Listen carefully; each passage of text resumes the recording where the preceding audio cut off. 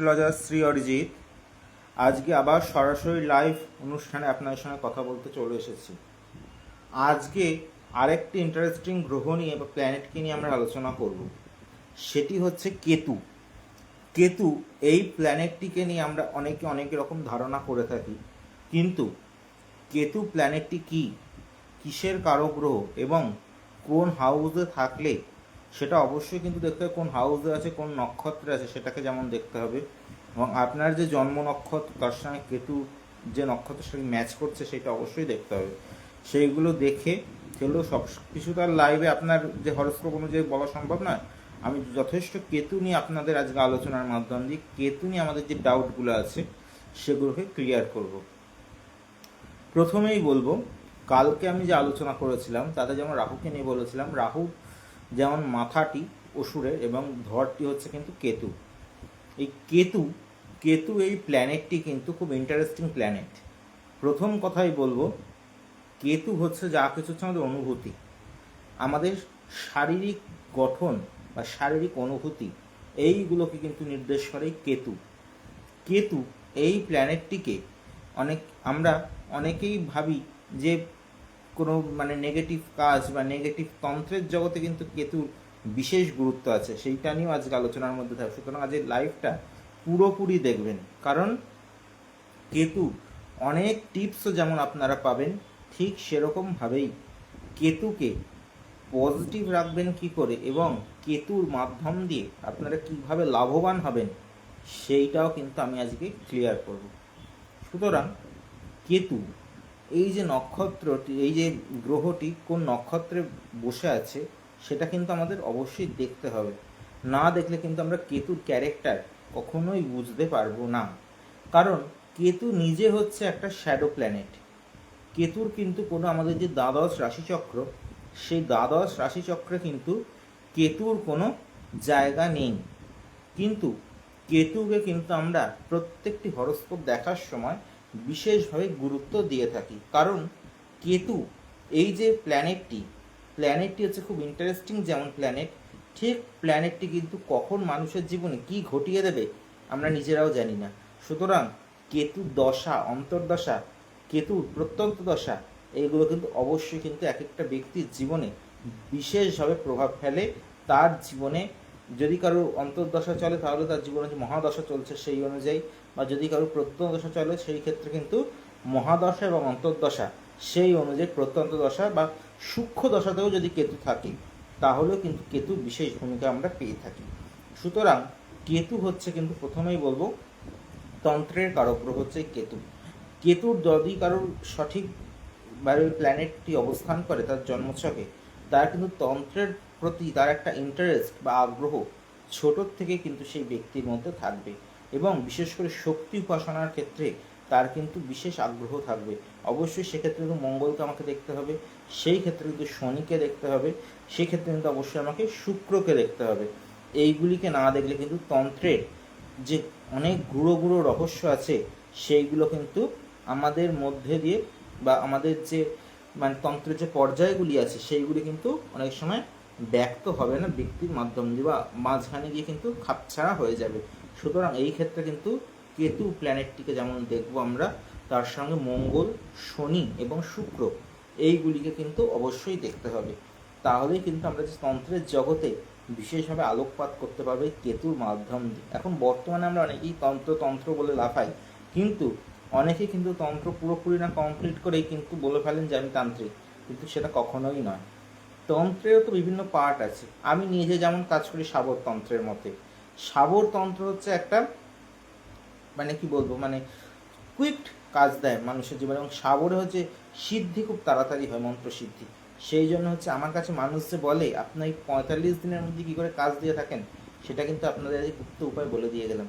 কারণ আমি সাবর তন্ত্রে কাজ করি এবং দশমহাবিদ্যার বিশেষ ক্রিয়া করে থাকি, এবং সেই মাধ্যম দিয়ে কিন্তু আপনারা কিন্তু কাজ পান। এবং মা তারা যার আমি আরাধনা করি, যার নির্দেশেই আমি বিশেষ ক্রিয়াগুলো করে থাকি, এবং আপনারা দেখেছেন আমি কিভাবে তারাপীঠ মহাশ্মশানে যজ্ঞ করে থাকি, এবং তারাপীঠ মহাশ্মশানকে সেইখানে বসেই যে আমার জপ তপ সাধন ভজন সেইগুলো কিন্তু আমার চলে। এবং আমি মনে করি মা স্বয়ং সেখানে বিরাজ করে। এবং আপনারা অনেকেই যারা তন্ত্রের জগতে আছেন বা একটু হলেও তন্ত্রের প্রতি জ্ঞান আছে, তারা কিন্তু জানতে পারবেন সেই শ্মশান ভৈরবের যদি কারোর অনুমতি না থাকে বা শ্মশান ভৈরবের যদি আশীর্বাদ না থাকে, তাহলে কিন্তু ওই শ্মশান ভূমিতে বসে কারোর এক মালা পর্যন্ত জপ করা সম্ভব নয়। কারণ সেই তারাপীঠ শ্মশান তো একই জাগ্রত শ্মশান, কারণ তারাপীঠ শ্মশানকে বলা হয় কি মহাশ্মশান। কারণ মহাশ্মশান মানে কি না, সেখানে বহু মানুষের ডেড বডি সেখানে পুড়ে ছাই হচ্ছে, এবং সেইখানে হচ্ছে মানুষ বহু সাধক সাধিকা সেই শ্মশানে কিন্তু সাধনা করেছে। সেই বহু সাধক সাধিকার তপস্থলী হওয়ার জন্য সেই শ্মশানের কিন্তু এত গুরুত্ব, এবং সেই শ্মশানের মাধুর্য কিন্তু এত বেশি। কারণ তারাপীঠ মহাপীঠ, কিন্তু তারাপীঠের মহাশ্মশান হচ্ছে কি মহাশ্মশান, সেই জন্যই কিন্তু বলা হয় মহাশ্মশান। আপনারা অনেকেই ভাবেন তারাপীঠের শ্মশানকে কেন মহাশ্মশান বলা হয়, এইটাই হচ্ছে তার কারণ। এবং সেখানে কে কে আরাধনা করেছেন? বশিষ্ঠ আরাধিকা তারা, অর্থাৎ বশিষ্ঠদেব মাকে আবাহন করেছিলেন। এবং জয়দত্ত প্রকাশিতা, অর্থাৎ জয়দত্ত কিন্তু মাকে প্রকাশ্যে এনেছিলেন। এবং বামদেব পরিজ্ঞাতা, অর্থাৎ বামদেব কিন্তু সকলের মধ্যে মাকে চিনিয়েছিলেন। নয়তো মা তারার যে জায়গা, সেই স্থান কিন্তু আগে নাম ছিল চণ্ডীপুর।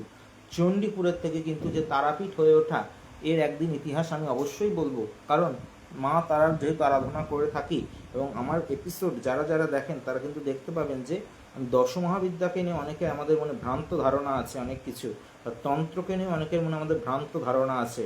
সেই কনসেপ্টগুলো আমি অবশ্যই আমার লাইভের মাধ্যম দিয়ে ক্লিয়ার করব। কিন্তু অনেকেই ভাবছেন যারা যারা সমস্যায় আছেন সমাধান করব কীভাবে, অবশ্যই যে আমাদের যে বুকিং নাম্বার সেখানে কিন্তু বুকিং করে নেবেন।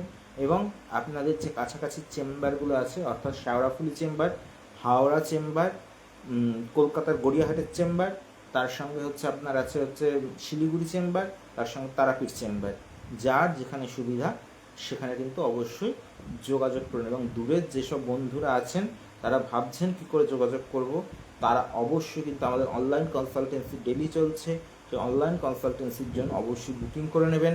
এবং অনলাইন আমি কিন্তু ভিডিও কলিংয়ের মাধ্যম দিয়ে আপনাদের সঠিক প্রেডিকশান দিয়ে থাকবো। এবং সেই প্রেডিকশানের ভিত্তিতে যদি কেউ প্রতিকার প্রতিবিধান নিতে পারেন, 100% গ্যারেন্টি দিয়ে বলতে পারি, যদি আপনার ভক্তি বিশ্বাস অটুট থাকে, আপনি কাজ পাবেন মা তারার আশীর্বাদে।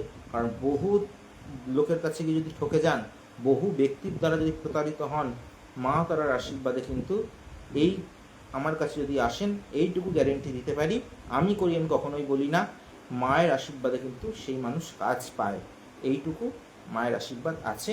সুতরাং অবশ্যই বিশ্বাস আস্থা ভরসা নিয়ে একবার যদি আসেন কাজ পাবেন, এইটুকু গ্যারেন্টি কিন্তু আমি দিই।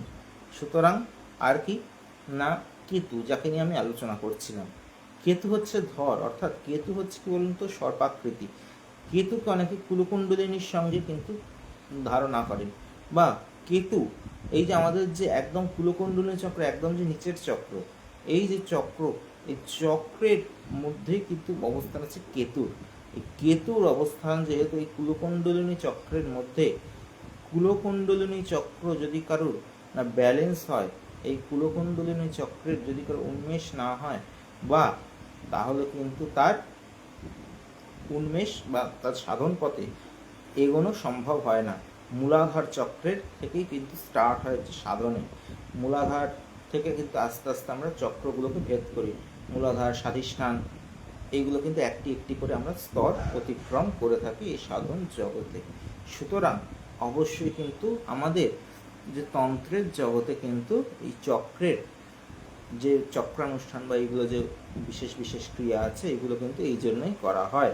কারণ সব কিছুই হচ্ছে আমাদের সমস্ত এই যে আমাদের যে একদম টপে আছে সহস্রাধার, সহস্রাধারের থেকে যে দিব্য অনুভূতি বা সহস্রাধারে যে শিবশক্তি স্বয়ং বিরাজ করে, সেই শক্তি যে অদ্ভুত আনন্দ, সেই আনন্দকে লাভ করার জন্যে কিন্তু এই আমাদের এত সাধন ভজন তন্ত্রের নানান রকম গুরু ক্রিয়াকর্মাদি।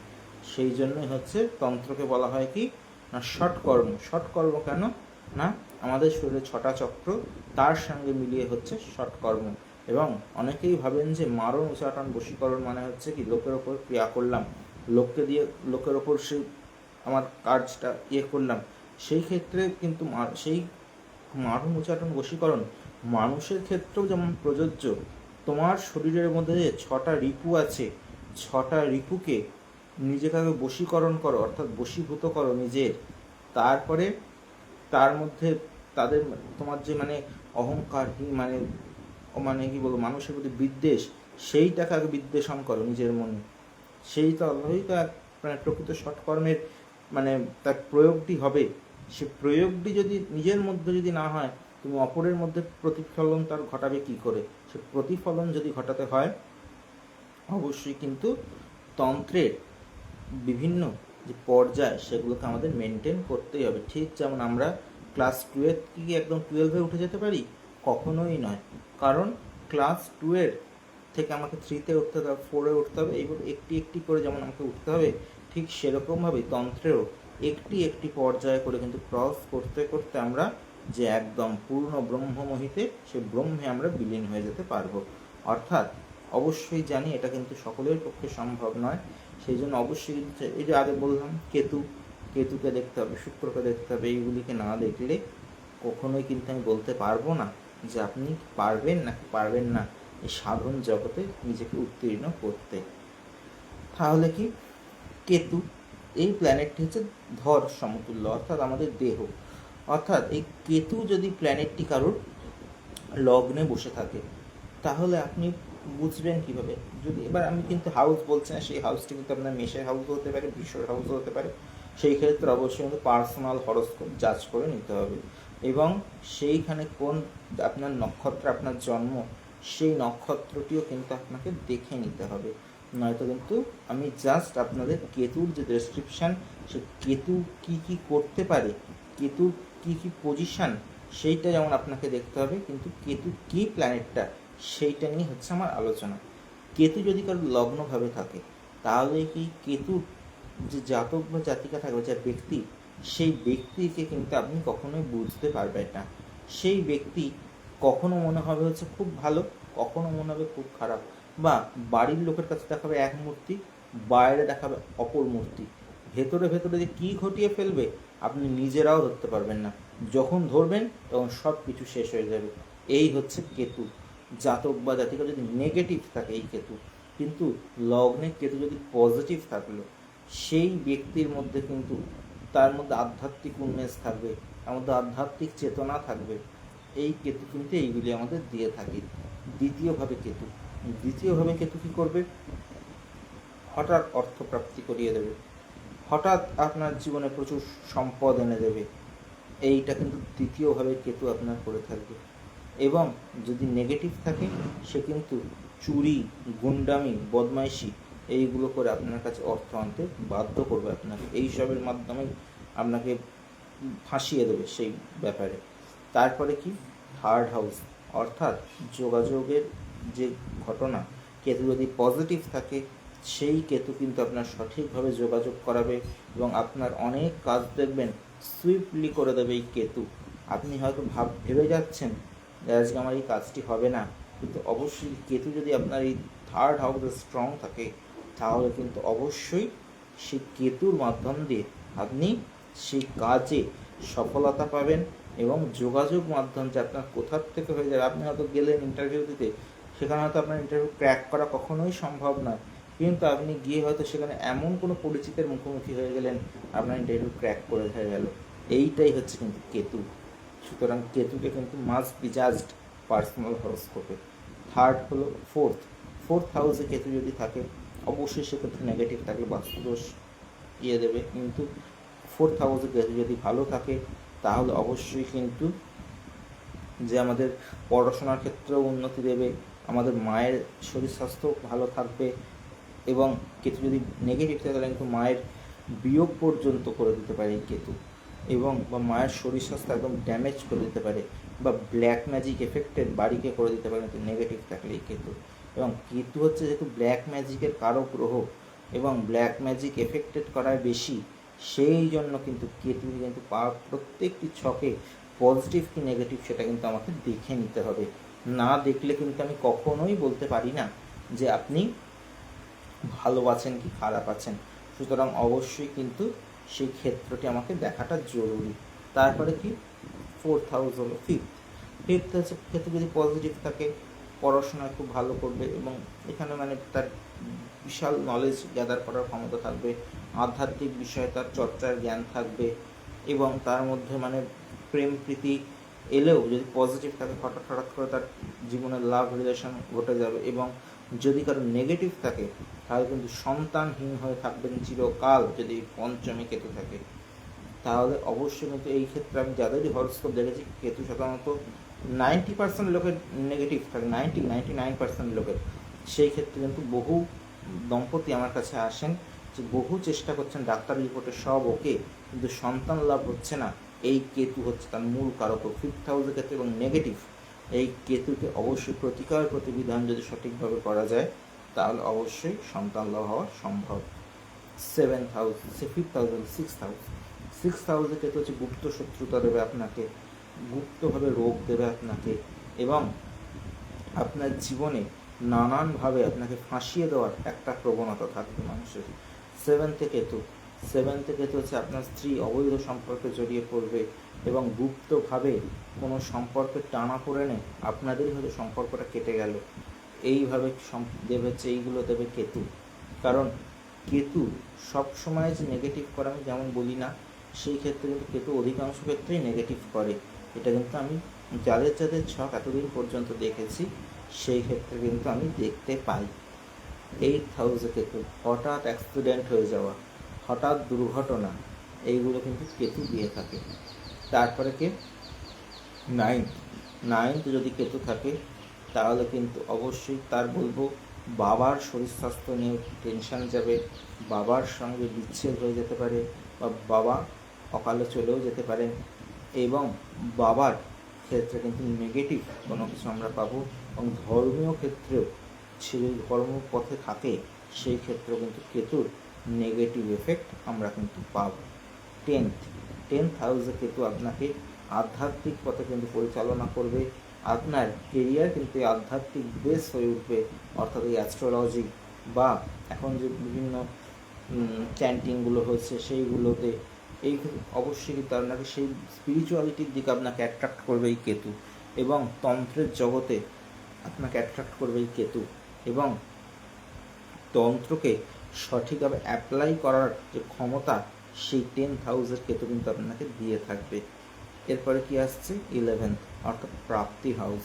11th হাউসের কেতু কিন্তু আমাদের হঠাৎ কোনো প্রাপ্তিও দিয়ে দিতে পারে বা আপনি ধরুন কোনো কিছু মানে মন থেকে হয়তো ভাবছেন এটা পাবো না, সেটা কিন্তু পেয়ে যাবেন হচ্ছে এই কেতুর মাধ্যম দিয়ে। বা ধরুন আপনি কাউকে চেনেন না শোনেন না, সে আপনাকে এসে হয়তো হঠাৎ করে কিছু কোনোভাবে সাহায্য করে দিয়ে গেল। এই প্রাপ্তিগুলোকে দেয় কিন্তু এই 11th কেতু। 12th কেতু কী করে না, আপনার বিদেশ যাত্রা বা বাইরে কোনো অ্যাব্রডে আপনি চলে যেতে চাইছেন বা আপনার কোনো মানে কী বলবো জবের ক্ষেত্রে আপনি চেঞ্জ করতে চাইছেন, সেই ক্ষেত্রে কিন্তু যদি না নেগেটিভ থাকে তাহলে কিন্তু বাধা দেবে এই কেতু। এবং আপনার হঠাৎ করে ভালো চলছেন, কোত্থেকে যে আপনার খরচ হয়ে যাচ্ছে আপনি নিজেও বুঝতে পারবেন না। সেই ক্ষেত্রে অবশ্যই কিন্তু এই কেতুর হাউস যেমন দেখব এবং কেতু কোন নক্ষত্রে আছে সেইগুলিকেও দেখতে হবে। এর জন্য অবশ্যই যোগাযোগ করতে হবে, কারণ আমি তো আপনাদের ছক নিয়ে বসে নেই একবারে যে এক একটা ব্যক্তির ছক এক এক রকম। আপনার জন্ম হয়েছে কোন নক্ষত্রে সেটা কিন্তু দেখাটা প্রয়োজন। আপনি কোন যে পায়ার মধ্যে আপনি জন্মগ্রহণ করেছেন, যেমন স্বর্ণ পায়া আছে, রৌপ পায়া আছে, তাম্র পায়া আছে, লৌহ পায়া আছে, এর মধ্যে কোনটিতে আপনার জন্ম, কোন যোগেতে আপনার জন্ম, ব্যতিপাত যোগে জন্ম না সিদ্ধ যোগে জন্ম না শিব যোগে জন্ম, সেইগুলোকে কিন্তু অবশ্যই কিন্তু আমাকে দেখতে হবে। হর্ষণ যোগে জন্ম, এইগুলো কিন্তু অবশ্যই দেখতে হবে। কোন নক্ষত্র অশ্বিনী ভরণী না কৃত্তিকা না রোহিণী কে আপনার জন্ম নক্ষত্র সেটা কিন্তু আমাকে দেখতে হবে এবং তার সঙ্গে দেখতে হবে কোন দশায় আপনার জন্ম, সেই দশা অনুযায়ী কেতু কি সুইটেবল আপনার পক্ষে, সেইগুলো কিন্তু অবশ্যই কিন্তু এক একটা ছকের প্রত্যেকটি ব্যক্তির ছকে দেখা কিন্তু কারণ এক একটা ছক মানুষের জীবনে কথা বলে। আর কেতুকে যদি পজিটিভ রাখতে চান তাহলে কি করবেন? প্রথম কথাই বলবো, কেতুকে যদি পজিটিভ রাখতে চান অবশ্যই কিন্তু গণেশজিকে প্রত্যেক দিন 7টি করে দূর্বা ঘাস এই 4 আঙুল মাপে অবশ্যই করে দিয়ে থাকবেন। তার সঙ্গে একটি জবা ফুল বা একটি পান পাতার মধ্যে একটি সুপুরি দিয়ে অল্প সিঁদুর তেল স্পর্শ করিয়ে সেটি গণেশজিকে অর্পণ করবেন। তার সঙ্গে যদি পারেন একটি লাড্ডু, 2টি ছোট এলাচ, একটি ফুল, 2টি ফুলওয়ালা লবঙ্গ অবশ্যই কিন্তু দিয়ে থাকবেন। এই কেতু কিন্তু আপনাদের অ্যাক্টিভ হবে এবং পজিটিভ থাকবে।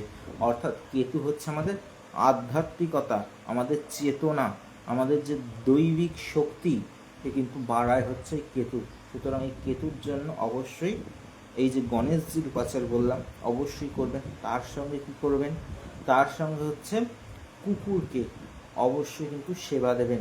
পারলে অবশ্যই কুকুরদের রাত্রিবেলা 8টার পর যে কোনো একটা রুটিতে বা পাউরুটিতে বা কোনো বিস্কুটে একটুখানি সর্ষের তেল স্পর্শ করিয়ে সেই রুটিটি কুকুরকে খাইয়ে দেবেন। দেখবেন আপনার কেতু কিন্তু কিছুটা হলেও স্ট্রং হবে এবং পজিটিভ হবে। তার সঙ্গে কি না, কেতুকে যদি কেউ পজিটিভ করতে চান অবশ্যই দেবী মনসার আরাধনা করবেন এবং প্রত্যেকটি রবিবার যদি পারেন কোনো মনসা মন্দিরে গিয়ে হোক বা কোনো বাড়িতে যদি মায়ের চিত্রপট থাকে সেইখানে অবশ্যই এক বাটি দুধ, তার মধ্যে একটি কাঁঠালি কলা দিয়ে অবশ্যই অর্পণ করবেন। কেতু কিন্তু পজিটিভ হবে অবশ্যই কিন্তু, কারণ জন্মছকে যে কাল সর্প যোগ থাকে এই রাহু কেতুর যে অবস্থান এর ওপরেই কিন্তু নির্ভর করে। সুতরাং আপনার জন্মছকে কি যোগ হয়ে বসে রয়েছে, আমি কখনোই কোনো যোগকে দোষ বলি না। দোষ কখনই হয় যখন সেটি আপনার জীবনে অভিশাপকে নিয়ে আসে, যখন সেটি আপনার জীবনে বিপদকে ডেকে নিয়ে আসে। সেই যে যোগ, সেই যোগ তখন দোষে পরিণত হয় এবং সেই দোষকে যদি সঠিকভাবে প্রতিবিধান করা যায় অবশ্যই মানুষ ভালো থাকে এবং মানুষ তার যে সমস্যা তার থেকে বেরিয়ে আসে। আমি কখনোই বলি না যে একবারে সমস্যা নির্মূল হয়ে যাবে, না, সেই সমস্যার যেটা চলছিল সেখান থেকে আপনি বেরিয়ে আসবেন এবং কিছুটা হলেও সেই সমস্যা যদি আপনার জীবনে থেকেও থাকে সেই সমস্যা আপনার থেকে কিছুটা হলেও দূরে চলে যাবে। এইটাই হচ্ছে প্রতিবিধানের মূল গুরুত্ব বা মূল লক্ষ্য। কেতু, যাকে আমরা আগেই বললাম তন্ত্রের যে গুরুত্বপূর্ণ দিক দেখে থাকি, অর্থাৎ কেতু যদি কারু স্ট্রং থাকে তাহলে কিন্তু সে তন্ত্রের জগতে যথেষ্ট সাইন করবে। কারণ কেতু হচ্ছে কি আধ্যাত্মিকতা, কেতু হচ্ছে আমাদের ধর্মীয় চেতনা এবং বড় বড় সন্ত বা সাধুদের দেখবেন যে অনেকের মুখের কথা কিন্তু অক্ষরে অক্ষরে মিলে যায়। কেন? এবং তাদের যে দৈবিক ক্ষমতা, কেন? কেতু, তাদের যদি জন্মছক দেখা হয় তাদের কেতু অবশ্যই স্ট্রং আছে এবং কেতুর হাউস হিসেবে সুইটেবল এবং নক্ষত্র হিসেবে অবশ্যই সুইটেবল।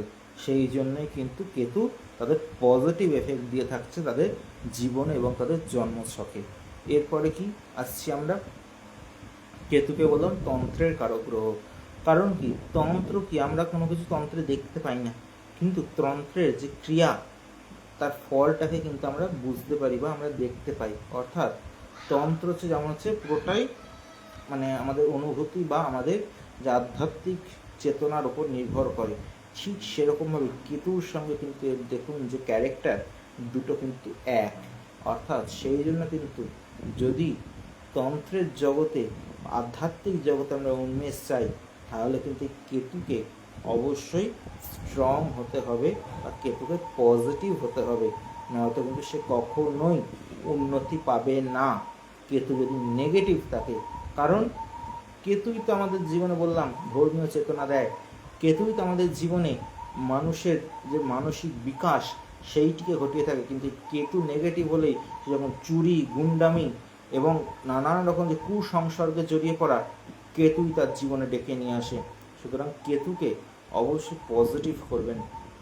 তার সঙ্গে কী করবেন, দুস্থ ব্যক্তিদের এই যে শীতকাল আসছে অবশ্যই কালো কম্বল প্রদান করুন এবং তার সঙ্গে অবশ্যই যদি পারেন তাদের জিলিপি খাওয়ান, তাহলে দেখবেন কেতু নেগেটিভ এফেক্ট কিছুটা হলেও কম আসবে আপনার জীবনে। তার সঙ্গে কি করবেন না, আমি সবসময় বলি কি মানুষের জন্য এই যে দান, এইগুলোকে কিন্তু আমাদের অনেক গ্রহযোগ কিন্তু খণ্ডন হয়। কারণ কি, আমরা দান করি হচ্ছে হাতের মাধ্যম দিয়ে। এই হাতের মধ্যেই আমরা যখন কোনো কাউকে কিছু দান করছি বা ঈশ্বরকে যদি কোনো কিছু আমরা অর্পণ করছি, এবং আমি অনেক ক্ষেত্রে দেখবেন রাহুল উপাচারে কিন্তু বলে থাকি নারায়ণকে তুলসী দান করুন। প্রত্যেক পূর্ণিমাতে অবশ্যই 28টি করে তুলসীপত্র চন্দন মাখিয়ে সেই নারায়ণকে অর্পণ করুন, কারণ রাহু নেগেটিভ এফেক্ট কিন্তু এতে অনেকটা কমে যায়। সেরকমভাবেই বলবো কেতুকে পজিটিভ করতে অবশ্যই 21টি দূর্বাঘাসে, যেমন 7টি করে বললাম অবশ্যই যেমন দিলেন তো ভালো, যদি তাও না পারেন অবশ্যই কিন্তু শুক্লপক্ষের চতুর্থী তিথিতে গণেশজিকে ওম বক্রতুণ্ডায় হুম এই মন্ত্রে একটি করে দূর্বাঘাস, 21টি দূর্বাঘাস একটু করে সিঁদুরে স্পর্শ করাবেন, গণেশজির মাথায় কিন্তু এই দূর্বাঘাস অর্পণ করবেন। গণেশজিকে কখনো নাভির নিচে দূর্বাঘাস অর্পণ করতে নেই। অনেকেই বলেন চরণে তো দূর্বাঘাস অর্পণ করতে, কিন্তু না, গণেশজি সবসময় মাথায় দূর্বাঘাস অর্পণ করতে হয়। এবং গণেশজি যদি অনেকে দুর্বল মালা পরান, দুর্বল মালা কিন্তু নাভিতে এসে কিন্তু নাভি পর্যন্তই করবেন, তার নিচে যেন না নয় দুর্বের মালা কিন্তু তাহলে আপনার জীবনে দুর্ভোগকে দমন করবে। এবং তার সঙ্গে বলবো শিবলিঙ্গে প্রত্যহ দিন 4টি করে দূর্বাঘাস অর্পণ করুন, এবং ওম নম শিবায় বা ওম নম ভগবতে রুদ্রায় এই মন্ত্র অবশ্যই জপ করবেন, বা ওম ত্রম্বকং যজামহে সুগন্ধিম পুষ্টিবর্ধনম পূর্বারুকমিব বন্ধনান মৃত্যুর্মুক্ষমামৃতর এই মন্ত্রও করতে পারেন, বা ওম হৌ জু স্বা এই মন্ত্রও করতে পারেন। কারণ শিবের আমরা অনেক মন্ত্র পাই, শিবের আরাধনা তো সব থেকে সহজ। আমি একদিন এই শিবতত্ত্ব বলবো অবশ্যই, যদি আমি বলেছি নিশ্চয়ই শ্রাবণ মাসে যদি আমার এপিসোড দেখেন, আমি শিবকে নিয়ে আলোচনা করেছি। কারণ শিব হচ্ছে অল্প সন্তুষ্ট। আশুতোষকে আপনি যাই দেবেন তাতেই উনি প্রসন্ন। সেই জন্য দেখবেন শিবকে আপনি একটা বিল্লপত্র, বেদ, একটা বেলপাতা আর একটা জল একটুখানি খসে পড়েছে, তাতেই বেদের কৈলাস প্রাপ্তি হয়ে গেল। এই হচ্ছে মহাদেব, এই হচ্ছে মহাকাল, যিনি কিন্তু সমস্ত কিছুর কর্তা। তার কাছেই কিন্তু তার তো কোনো কিছুর অভাব নেই রে বাবা, কোনো দেবদেবীরই তো কোনো কিছুর অভাব নেই। তিনি তো আর তোমার হাতে খায়ও না পরেও না। এই যে দুর্গাপূজায় আমরা নানান রকমভাবে উপঢৌকন মাকে অর্পণ করছি, সেইগুলি কিন্তু আমরা দিচ্ছি কি আমাদের মানসিক তৃপ্তি বা মানসিক শান্তির জন্য। যে বস্ত্র, অবশ্যই সেই বস্ত্রটি একটি কোনো দুস্থ ব্যক্তিকে প্রদান করুন, দেখুন মা কিন্তু প্রাপ্তি হয়ে যাবে মায়ের। এইগুলো অর্থাৎ কি, রামকৃষ্ণদেব বলতো মা কি এক মুখে খায়, মা শত মুখে খায়। অর্থাৎ কি, এই যে দুস্থ অনাথ শিশুদের যারা যারা শিষ্য ভক্তরা তাদের যে প্রসাদ মুখে তুলে দেওয়া হচ্ছে, এই মা শত মুখে খাচ্ছে। এর জন্যই কিন্তু এর মাহাত্ম্য, এর জন্যই কিন্তু আমাদের সনাতন শাস্ত্রে এত গুরুত্ব কেন। আমরা প্রত্যেকটি ব্যক্তির মধ্যে ঈশ্বরকে কল্পনা করি, এবং যে আমাদের যে অনেকেই বলে বলি মানে হচ্ছে পশুঘাত, বলি মানে কিন্তু ছেদন। আমি কখনোই বলি না সেইটি।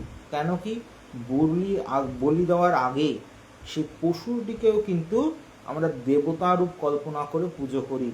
অর্থাৎ কি, ব্রহ্মাগ্ন ব্রহ্মণাহুতম, অর্থাৎ কি আমরা গীতাতেও বলছেন ভগবান শ্রীকৃষ্ণ, হে পার্থ তুমিও ব্রহ্ম আমি ব্রহ্ম, সবই ব্রহ্ম। যে যজ্ঞ, সেই যজ্ঞ কাঠ ব্রহ্ম, যজ্ঞের হবিও ব্রহ্ম, যজ্ঞ স্থল ব্রহ্ম, অর্থাৎ সবই ব্রহ্ম। অর্থাৎ তুমি আমি যজ্ঞ সমস্ত কিছু মিলে আমরা ব্রহ্মকর্মকে সম্পূর্ণ করলাম, অর্থাৎ ব্রহ্মে সমস্ত কিছু অর্পণ করলাম। সেই জন্যে কিন্তু বলা হয় সনাতন শাস্ত্রে সর্বত্র ব্রহ্ম বিরাজমান। সেই জন্যই তো আমরা যে দেখতে পাই নৃসিংহদেবের উপাখ্যানে হিরণ্যকশিপুকে যখন বধ করছে, যখন প্রহ্লাদকে হিরণ্যকশিপু তোমার ভগবান কি থামের মধ্যে বিরাজ করে, বলছে হ্যাঁ আমার ভগবান থামের মধ্যে বিরাজ করে। তখন বলছে কোথায়, বলছে ওই তো আমার ভগবান। বললো কিন্তু উনি তখন, কারণ হিরণ্যকশিপুর বর ছিল কি কোনো দিনেও মরবে না, রাতেও মরবে না, কোনো স্থলেও মরবে না, জলেও মরবে না, কোনো বায়ুতেও মরবে না, কোথাওই মরবে না। তখন ভগবান কিন্তু তাকে কোলের ওপর ফেলে তার আঙুল দিয়ে নখ দিয়ে চিরে তাকে কিন্তু বধ করে হিরণ্যকশিপুকে। হিরণ্যকশিপু বধ হলো, এবং প্রহ্লাদের ভক্তির যে অসীম ক্ষমতা সেইটি কিন্তু জগতের কাছে পরিব্যাপ্ত হলো এই ভগবান নৃসিংহদেবের লীলার মাধ্যম দিয়ে। অর্থাৎ সনাতন শাস্ত্রে কিন্তু আমরা এইগুলিকে পাই। কে বলে যে সনাতন শাস্ত্র আজ দুর্বল? অবশ্যই কিন্তু আমরা তো অন্য কোনো দেবদেবীর ধর্মে দেবদেবীর হাতে কিন্তু আমরা অস্ত্রকে দেখলেও সনাতন শাস্ত্র যত দেবদেবী আছে, আল্লাহ অবশ্যই আমাকে কিন্তু এখন প্রশ্ন করবেন লক্ষ্মী সরস্বতীর হাতে করে অস্ত্র, কিন্তু না, আছে। মহা সরস্বতীর রূপ যদি আমরা দেখি বা মহালক্ষ্মীর রূপ যদি আমরা দেখি, অবশ্যই তাদের হাতে সশস্ত্র বিগ্রহ, সেই বিগ্রহকে আমরা আরাধনা করি, অর্থাৎ শক্তির আরাধনা করি, শক্তির পুজো করি। এই শক্তির মাধ্যম দিয়ে কিন্তু আমি এত মানুষের যে কাজ করে থাকি, মাতৃশক্তির আরাধনার মাধ্যম দিয়ে। অবশ্যই তন্ত্র বর্তমানে আছে, তন্ত্র থাকবে, এবং তন্ত্রকে কাজে লাগিয়ে মানুষ যেমন উপকৃত হয়, মানুষ অবশ্যই উপকৃত হবে। কারণ আমরা সঠিকভাবে যদি কোনো জিনিসের একটা, আপনি পাত্রে জল ঢালছেন, পাত্রটি যদি ফুটো হয়, জল কি আপনার সেই পাত্র ধারণ হবে? কখনোই হবে না। ঠিক সেরকমই তন্ত্রকে যদি কেউ সঠিক অ্যাপ্লাই করে, তন্ত্র আপনার জীবনে কাজ দিতে বাধ্য। এর জন্যই হচ্ছে কিন্তু তন্ত্রের এত গুরুত্ব, এর জন্যই কিন্তু আমাদের যে মুনি ঋষি বা সনাতন শাস্ত্রের থেকে তন্ত্রের এত যোগ জাপ পূজা অর্চনা এগুলি হয়ে আসছে। আগেকার দিনে তো অশ্বমেধ যজ্ঞ হতো, তাহলে সেই ক্ষেত্রে সেটা পশু ছেদন নয়। বেনারসে দশাশ্বমেধ ঘাট, সেখানে 10টি অশ্বমেধ যজ্ঞ হয়েছিল, সেই জন্য তো সেই দশাশ্বমেধ। 10টি যে মানে অশ্বমেধ যজ্ঞের বা চিন্তা করুন, সেখানে মানে ঘোড়ার অশ্বের মাংসের টুকরো দিয়ে দিয়ে কিন্তু সেই হোম করা হতো। আমরা তাদের কালী তন্ত্রেও পাই, কালীকে কিন্তু প্রত্যেকটি ছোট ছোট 108টি পাঁঠার মাংসের টুকরো দিয়ে হোম করা, কালী সিদ্ধি খুব দ্রুত হয়। এইটাই হচ্ছে আমাদের সনাতন শাস্ত্র, অর্থাৎ এইটা হচ্ছে আমাদের তন্ত্রশাস্ত্র।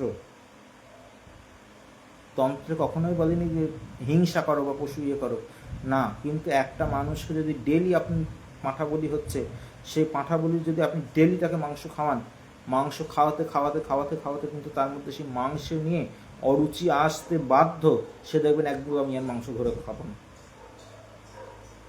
অর্থাৎ যাকে যে পথ দিয়ে ঈশ্বরের কথা আনা যায়, অর্থাৎ মাংসের মধ্যে দিয়ে কিন্তু সে ঈশ্বরের কাছে এলো, তার দেহ শুদ্ধি হলো, তার আত্মশুদ্ধি হলো কিন্তু এই পঞ্চমকারের মাধ্যম দিয়ে। অর্থাৎ তন্ত্র হচ্ছে আমাদের তনুর জাগরণ এবং মন্ত্র শক্তি একত্রীকরণই হচ্ছে কিন্তু আমাদের তন্ত্র। কারণ তনুর থেকে ত্রাণ পেতেই কিন্তু আমরা তন্ত্র সাধনা করি। কেন তন্ত্রে আজকে গুরুত্ব চিতা সাধনা?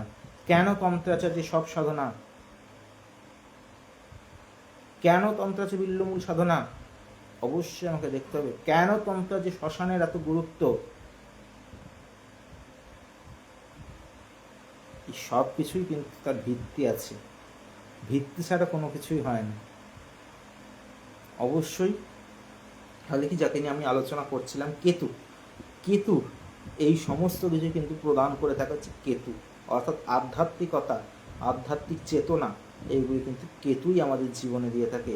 এবং কেতু যদি নেগেটিভ হয়, অবশ্যই কিন্তু সে, আগেই বললাম, কুসংসর্গে জড়িয়ে পড়বে, তার মনোপ্রবৃত্তি এত কুটিল হবে বা নীচ হবে, আপনি নিজেও তাকে ধরতে কখনো পারবেন না। অবশেষে যখন ধরতে পারবেন, তখন কিন্তু আপনার জীবন অলরেডি সে শেষ করে দিয়েছে, কিন্তু তাকে আপনি ধরা আপনার পক্ষে কখনো সহজসাধ্য নয়। অনেকেই আমরা এখন সমাজে দেখতে পাই মুখোশধারী ব্যক্তিত্ব, মুখোশধারী ব্যক্তিত্বই কিন্তু কেতুর জাতক বা জাতিকারা। কেতুকে কিন্তু অবশ্যই আমাদের প্রত্যেকের জীবনে, প্রত্যেকের জন্মছকে স্ট্রং করা প্রয়োজন। এবং আমরা কীভাবে এই কেতুকে স্ট্রং করব, অবশ্যই সেই নিয়ে আমি যেমন আলোচনা করলাম। এবং কেতুর নেগেটিভ এফেক্ট যাদের জীবন অলরেডি পড়তে আরম্ভ করে দিয়েছে, অনেক চেষ্টা করছেন, চাকরি পাচ্ছেন না, অনেক ভালো ভালো ইন্টারভিউ দিচ্ছেন, কোনোভাবেই তার প্রাপ্তিটা হচ্ছে না, বা বিয়ে মাঝ রাস্তায় এসে থেমে যাচ্ছে, কোনোভাবেই বিয়েটা হয়ে উঠছে না, বা কোনোভাবেই সন্তান লাভ হচ্ছে না। ওই যে বললাম পঞ্চমে কেতু, যদি সঠিকভাবে প্রতিকার প্রতিবিধান না হয়, কখনোই সন্তান প্রাপ্তি দেয় না এই কেতু। এর জন্যই হচ্ছে যারা যারা সঠিকভাবে কেতুকে প্রতিকার প্রতিবিধান করাতে চাইছেন, অবশ্যই কিন্তু আমাদের যে যোগাযোগ নাম্বার বা বুকিং নাম্বার 8336954491, এই নাম্বারে বুকিং করে নেবেন। এবং যারা যারা চেম্বারে আসতে চাইছেন, চেম্বারগুলি তো বলে দিলাম, শেওড়াফুলি, হাওড়া, গড়িয়াহাট এবং তারাপীঠ, আর তার সঙ্গে শিলিগুড়ি। এবং যারা যারা দূরের বন্ধু, অবশ্যই অনলাইন কনসালটেন্সি চলছে, সেইখানে কিন্তু যোগাযোগ করে নেবেন। আর যারা জ্যোতিষ শিখতে চাইছেন বা তন্ত্র শিখতে চাইছেন বা জ্যোতিষ তন্ত্র নিয়ে খুব আগ্রহী, তারা অবশ্যই বুকিং নাম্বারে যোগাযোগ করবেন। কারণ সেপ্টেম্বর মাসের শেষের থেকেই আমি আমার এই জ্যোতিষ বা তন্ত্রের ক্লাস কিন্তু স্টার্ট করব। কারণ বহু মানুষ এখন জ্যোতিষ বা তন্ত্র নিয়ে প্রতারণার ফাঁদে পড়ে যাওয়ার জন্য তাদের কিন্তু আস্থা, বিশ্বাস, ভরসা হারিয়ে ফেলছে এই তন্ত্রের জগৎ থেকে বা জ্যোতিষের জগৎ থেকে। কিন্তু জ্যোতিষতন্ত্র কখনো বুজরুকি বা জ্যোতিষশাস্ত্র কখনো ভণ্ডামি নয়।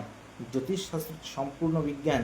আমি আগে এপিসোড যেমন করেছিলাম কালার থেরাপি, এবং তারপরে আমি কিন্তু এই তন্ত্র নিয়ে যখন এপিসোড করব, এবং তন্ত্রের যে যন্ত্রম, এই যন্ত্রম কিন্তু এক একটা হচ্ছে ডায়াগ্রামের ইউনিভার্সের কাছে যে কী রিপ্লেস হচ্ছে আমাদের মাধ্যম দিয়ে, যে দ্রব্য, সে দ্রব্যের মাধ্যম দিয়ে ইউনিভার্সের কাছে কি রিপ্লেস হচ্ছে, এবং এই যে কবজ নির্মাণ বা এই যে মন্ত্র, এর মাধ্যম দিয়ে আমরা কিন্তু ভগবতী শক্তির কাছে কি কি অর্পণ করছি, সেইগুলি কিন্তু সব কিছুই আমি আলোচনা করব। এবং যারা যারা ক্লাস করবেন তারা অবশ্যই এগুলো বিশদ আকারে জানতে পারবেন। এবং তন্ত্র কি, তন্ত্র সাধনার মাধ্যম দিয়ে আমরা কী কী পেতে পারি, এইগুলিও অবশ্যই জানতে পারবেন। এবং যারা প্রতিকার প্রতিবিধান করাতে চাইছেন, সমস্যার মধ্যে জড়িয়ে আছেন, তাদের পার্সোনাল হরোস্কোপ যে কোনো সঠিক অ্যাস্ট্রোলজারকে দেখাবেন।